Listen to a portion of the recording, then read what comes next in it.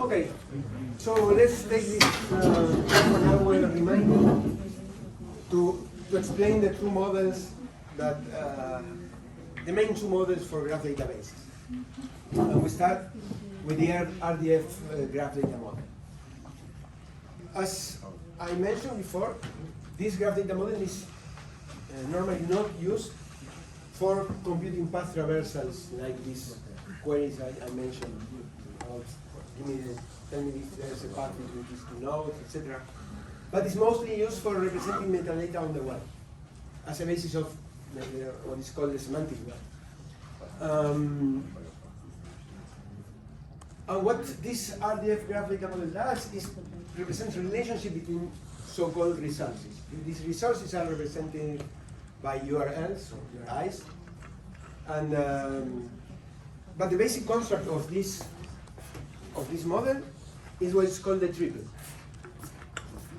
So an RDF graph is composed of triples, as I mentioned before, of the form subject, predicate, object.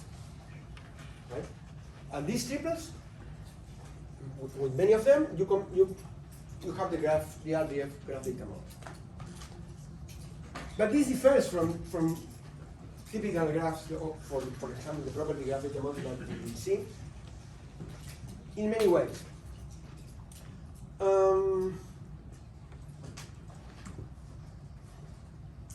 You can see in that example, you have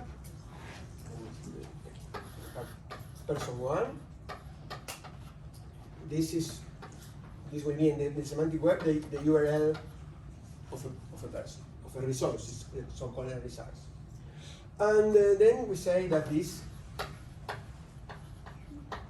person is the parent of this other person. Say person one, person three, for example. And then you say that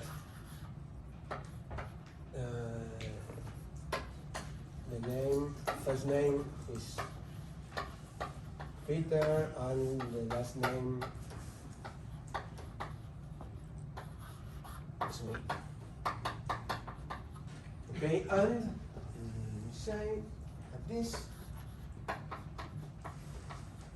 of type person. I will not get into the details because this is a very complex model, but I will try to give the idea. So here you have different kinds of nodes. These nodes here, in this triple, this is a subject, this is an object, and this is the predicate, right? This is also a triple, but these kinds of nodes are resources, say URLs or URIs, and these are called literals, basically strings or numbers, etc. This cannot be the subject of any triple. Yes, this is why we say a person has a name, and so this you read this like a rule. A person is a parent of another person. This is the last name of this person, etc., etc. And these are predicates. But here you have another thing. And here we say that person is of type person. Person 3 is of type person. And type, in this case, is a predefined predicate which has a specific semantics. Another pre-specified predicate is subclass of.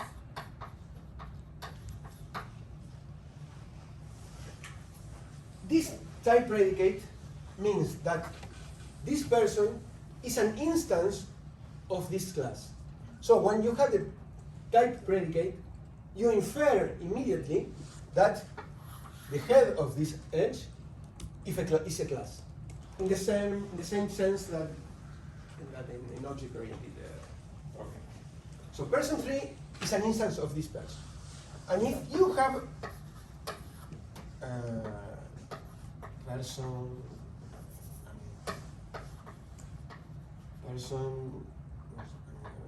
human race, I don't know. a person is a subclass of, that means that any instance of this class is also an instance of this class.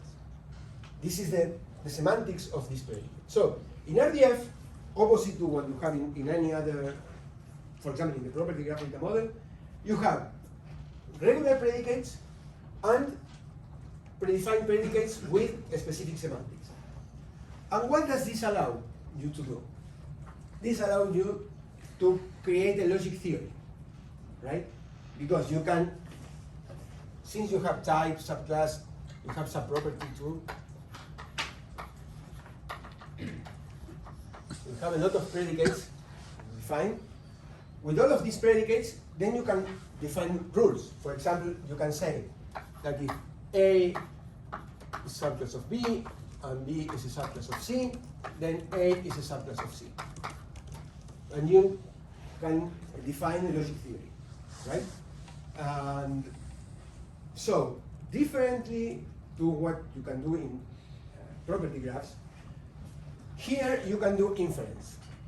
So, once you have this rule system, then you can say, this is a person, so you can instantiate some rules, you can define rules based on constants, and then you can infer new things. So, if you say that this is true, so Peter is, A is a subclass of B, and then you can say that if this holds, this is implicit, and this is also true. So you have a lot of, you don't have just the data in your graph, but you can derive all other a lot of other information based on this rule system. And this is what makes this very complex. Because complex in the computational sense. And why is this? Because there are a lot of these rules, of these predicates. Yes? Does a predicate always have a direction to it? Like in this case, you always say that Yeah, person 3 is a type of person. So in the Yeah. Facebook example, for example, we said that Adam knows John. Does that Yeah. not imply that John also knows Adam, or do you need two predicates? No. If you write Adam knows John, then you need to write John knows Adam explicitly, or you can create a rule to define that. Okay, so you can have a rule. But I mean, it depends on the tools you have. If your query language allows you just to say to infer the other way around, then you don't need to repeat the rule. But you'd have It to depends. be explicit with a rule to say when it's this type of Yeah, relationship, exactly. you can go Yeah, both but ways. if you have the rule system, you need to respect the sense of the sense of the direction of the edge. So Yeah. subject predicate object is another way of saying, like in graph theory we have node and transitions. No, because I mean, this has a meaning because, again, this is like a logic theory. So you need to interpret this as a predicate, actually, because when you this also happens when you query the database. I mean, it says it is true. You can read. It is true that person 3 is the parent of person 1.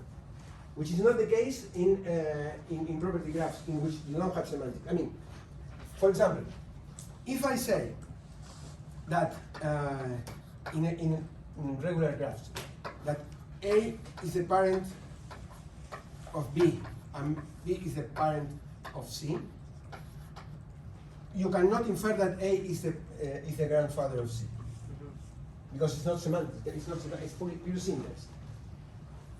But if you have a rule system, then you can say that if you write the appropriate predicates. So This is why what I give meaning. recommend. You cannot give meaning to the whole graph. In property graphs, you don't have semantics. You have syntax. Yeah. Here you have semantics. This is the difference. This is why this is the basis of the semantic web, because you can infer a lot of things. In practice, what they do, since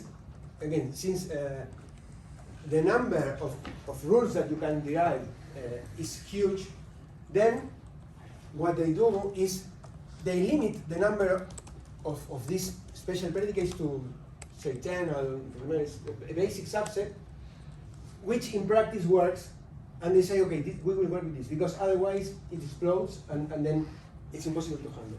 Anyway, in practice, what you use this for is many times for representing information and for even integrating information. But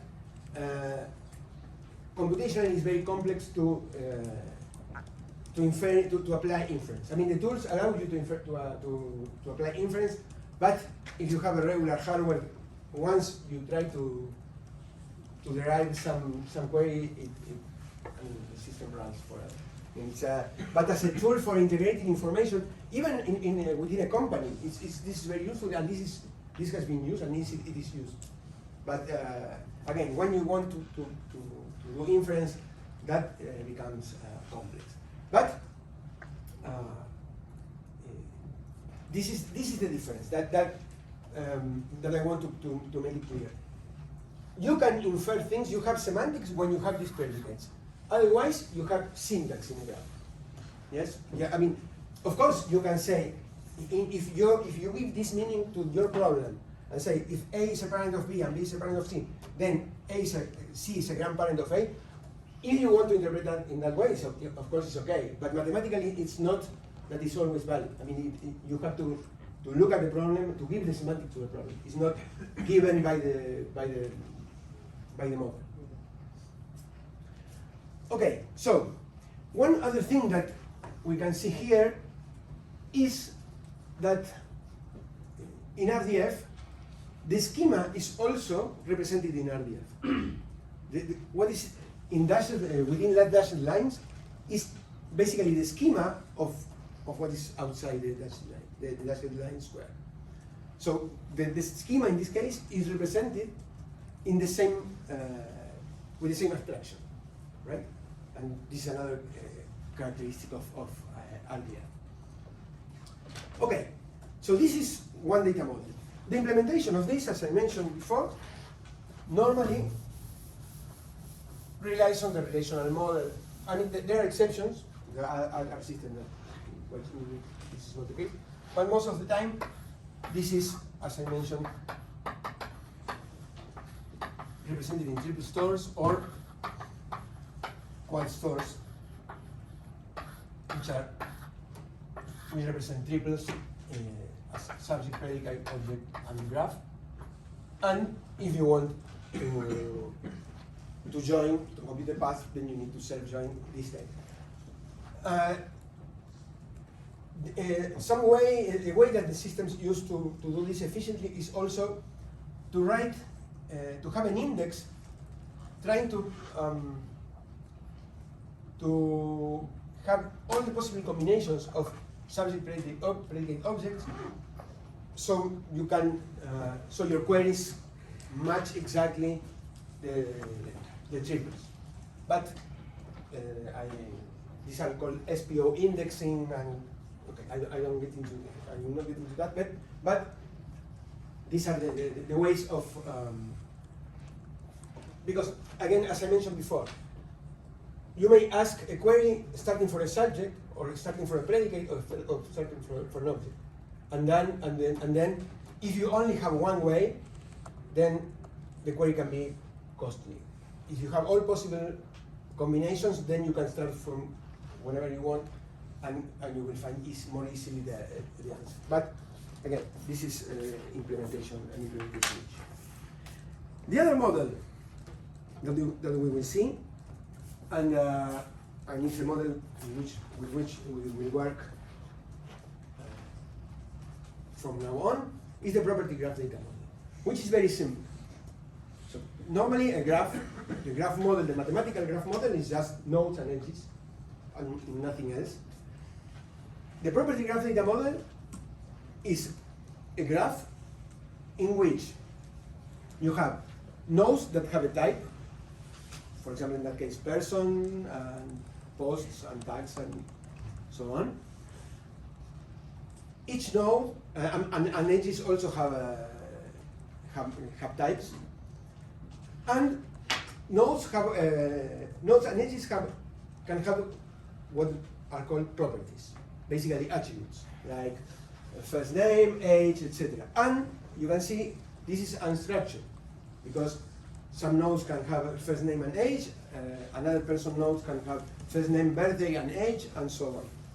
So it's completely unstructured, and but basically this is it. But again, it's pure syntax. It's not semantics here. There's no semantics here. There are not predefined predicates. Likes mean likes, and it's just syntax. And normally in implementations, the edges can have only one type, as we will see in Neo4j, and cannot have no type. I mean, it might be likes, nodes, etc., but not an empty edge, because of course you need to navigate through some edge. But the nodes normally, for example, in Neo4j, may have many types. You can have person, you can have person, and person can be student, and whatever you want. So it can be normally more than one type in the nodes in a property graph, and exactly one type in the edges on a property graph. And that's it. And this is the model we will use in what follows in the next lecture. How is this different from RDF? This to me, as There- a layman, I mean, looks here exactly you the don't same. have semantics. What You does don't have- semantics mean? Means that you don't have the type predicate, the subclass predicate, which has a specific meaning. I mean, the subclass predicate means that if A is a subclass of B, every instance of A is also an instance of B. And if A is of type B, A is an instance of class B. This Okay. is the meaning. And that meaning allows you to define rules, like if A is a subclass of B, B is a subclass of C. So this you don't have here. Okay. So here you have pure syntax. It's likes is likes, A likes B, and that's it. It's not has no a meaning, a special meaning, and you don't define rules. So the similarities, there's nodes and there's edges. but- Nodes and edges and basically that. It's a graph. Okay. What do you mean by one type of the edges? Sorry? One type of the edges. That means that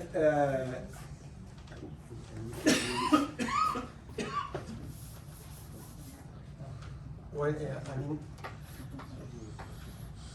I mean that this edge is nose, Yep. but cannot be nose and likes. Oh, okay. I mean, if there's likes, then you're right. Likes, Okay. and you cannot have this.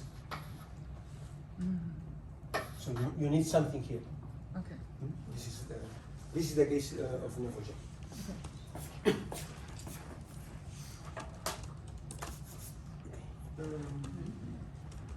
Okay, I think this.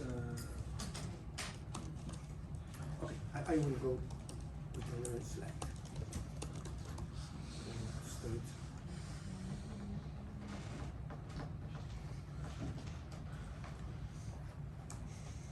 But in a property graph model, Yeah. could we set up our definitions such that it's essentially an RDF model? I mean, you can, of course, implement RDF I mean, the RDF model in a property graph. I mean, Yeah. No, I'm just trying to understand just to Yes, make sure. on top of that, you can build anything using Yeah. software. Okay. Of course. So it's more flexible. Actually, I mean, the property graph is built on the basic graph. I mean, you can always Yeah. give semantics on top of something basic. Yeah, perfect. Mhm. Okay. So, I don't think that we'll be able to explain this, but at least let me introduce. So this is the property graph layout, right? You have nodes. In this case, the nodes have the same properties. So this is the property graph, like I mentioned before. You have nodes, you have edges, and you don't have schema, a predefined schema, because you can add edges and nodes at any time of any type. And let's see this problem. We have consider this table. You have a person, company, and works in, typical many-to-many relationship, and you say a person can work in many companies, a company can have many employees, etc. And I have this query. Give me the basically this asks for the people who work for Google, right? And how do you evaluate this query in a relational model? Assuming, for example, that you have an index on name, on company.name, you have an index on person ID and company ID, and you have an index on person ID, right? What you would do is or the system basically will define probably to access the data starting from company using the index on company.name, right? And with that value, they do a lookup on company ID with the one there. We use the index on company ID, and we'll find out the IDs of the people, of the persons that work in Google. And then we'll use the index on person ID to find out the name of the person. Of course, if I would have asked, give me the IDs of the person who worked for Google, I will have stopped just in the second lookup. That would be what a relational system would do in to evaluate this query. You can think on the cost of the query. Okay. That's great. If I have a graph database, I would do this. I would have a node for company, two nodes for company, one for Oracle and one for Google, and then 3 person nodes, and I will have the works relationship between the people and the companies, and I will access the index through an index on the property called name, and then I will find that this is company 1, and immediately I will get the answer. That would be, this is analogous to what I showed you with the order, item, etc. So that would be the queries on the graph database.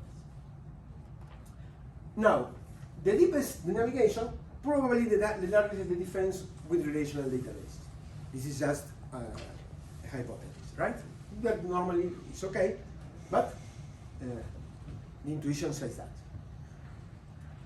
Okay, so the key for graph databases is what's called graph traversal or traversal navigation, right? So it's a pattern that allows you to move through a graph, through the edges of a graph from one node to the other, right? So we don't have here we have operations on graph, traversals on graph, and we don't have these relational operators like Cartesian product, selection, etc. Okay, we have seen that. Now, let's get to this problem, and with this I will finish today. Because I will give this as a so you can read, because Esteban told me that not everybody knows recursive queries, right? Okay, so suppose you have this problem. I have a relation called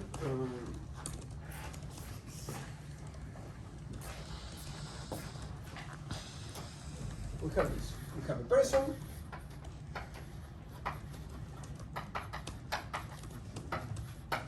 And reports to that will be the schema I have. So it's a supervisor-supervised relationship, right? And then I have,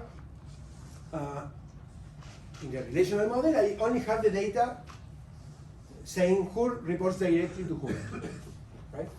So I will have, let me show you this. A is the boss. C and D reports to A. E reports to C. M reports to C, right? CE, CM, each. We have this. Okay? And now what I want is give me all the supervisor relationship between everybody. Right? For example, a typical query in the Nordwind database could be give me all the sales of all these people, considering that the sales of one person is the self-sales plus the sales of all the supervised employees. So the sales for A are the sales for all the company, the sales for C are the sales for sales and all the employees, and all, and so on and so forth. That means that we need to compute this problem that I mentioned before, which is the transitive closure of this graph. Right? And this is what I have to do. So I have to find out that E depends from A, and that T depends from A, and that M depends from A, and this.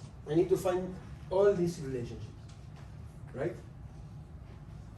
And now I have a table, so the only chance I have is to do this using SQL. And until the time in which SQL allowed you to do this in a query, you needed to write a program, right? You need to write a store procedure, or you need to write a client program in Java, Visual Basic, whatever, going back and forth the database to perform what I'm going to tell you now. So what do we do to evaluate this query? Yes, we need to basically the problem we have is, again, what I mentioned before. We match the problem to a graph problem. The graph problem is compute the transitive closure of this graph. And I have to do this in SQL. Okay, what do we do? What we know first is that in the transitive closure, all the direct paths will be, right? AC, AD, CE, ET, CM, all of them will be in the transitive closure. How do we find that E depends from A and that T depends from C? How do we find? What do we do? Suppose that you have you are asked, give me the employees that depend on someone else, and that depends on someone else through a third person. So all the path of length 2. How can I find them?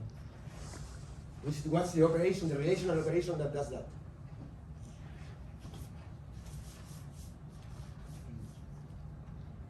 What's the operation that does? I have this table, reports directly to, and I want to find, from that, I want to find AE, CT, and AM. How do I do that? No, I'm not talking about recursion at this point. I just want the path of length 2. The same join. Oh, so reports directly to, join reports directly to, on, it says here, on employee equals boss. This is what I have to do. Okay? So if I do the self join, I find these 3 tablets. But what happens? Since I found these 3 tablets, now I want the path of length 3. Okay? Can I be sure that there are no path of length 3? No. Why? Because I found path of length 2. Since there are paths of length 2, these paths may create new paths of length 3. Okay? And this is of course what happens. How do I find the path of length 3? I do again a self join. Okay? So for path of length 3, I do 2 joins. For path of length 4, I do 3 joins, and so on and so forth. What is the problem? I don't know where to stop. Right? And when do I stop? When will I stop? I mean, you have to write the program. What you have? While something do this join. So do the join, then do the union of the newly found tuples with the former ones, with the existing ones, and then continue with this. Until when? Well, it's Until there is nothing, no change. Until there is no change, because if there's while there is a new tuple produced, this tuple may produce another one. But if then I cycle again and I find no new tuples, then I'm sure that I'm done, because I cannot create new tuples. And this is the condition. The condition will be while no new tuples, while new tuples do the join and the union. And this is what you used to do when SQL didn't have the recursive choice. Either you do that within a stored procedure, or you write a program and do the join on the database. Right? These were the two alternatives. Okay. But now you have in SQL, you can do this recursively, and you can write the code. And I will finish with this because I asked you to read about recursive queries, because in the first practice we will find transitive closures and paths using SQL for graphs. So what does this query do? This query creates a common table expression with this recursive keyword and tells exactly what I mentioned before. So first, it computes, it copies, so to say, it copies the original table. This is what the first query does. And then it says, recursively compute the union of the new table with the original table. And do this, of course, it doesn't say, do this until no new tables are found. Right? The semantics of that query is that. And with that query, you replace the program, the code that you have to do before. And so this is the way in a relational database to compute the transitive closure of a graph. We will see that in Neo4j this takes one line. You just write basically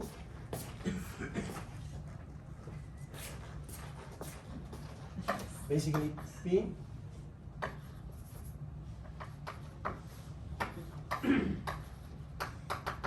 reverse to star.